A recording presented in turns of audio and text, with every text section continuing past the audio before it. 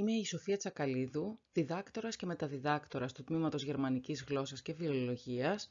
Έχω διδάξει με σύμβαση στο παρελθόν στο ίδιο τμήμα και είμαι διευθύντρια στο Τρίτο Γυμνάσιο Μίκρας. Διδάσκω ξένες γλώσσες τα τελευταία 22 χρόνια σε διαφορετικά εκπαιδευτικά πλαίσια. Επίσης, συνέβαλα στη δημιουργία του υλικού όλων των διδακτικών ενωτήτων, συμπεριλαμβανομένων των εξειδικεύσεων για 2 γλώσσες, ελληνικά και γερμανικά. Η ιδέα για το πρόγραμμα αυτό γεννήθηκε από την εμπειρία, διδακτική και ερευνητική και τη διαπίστωση της πραγματικής ανάγκης του κλάδου μας για να υπάρξει ένα σεμινάριο απόλυτα προσαρμοσμένο στη διδακτική πράξη.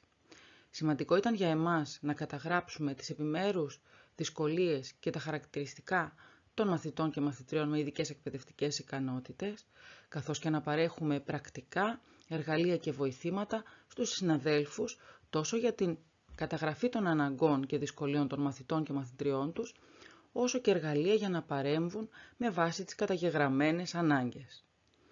Σίγουρα είναι ιδιαίτερα χρήσιμο και αναγκαίο το πρόγραμμά μας για κάθε εκπαιδευτικό.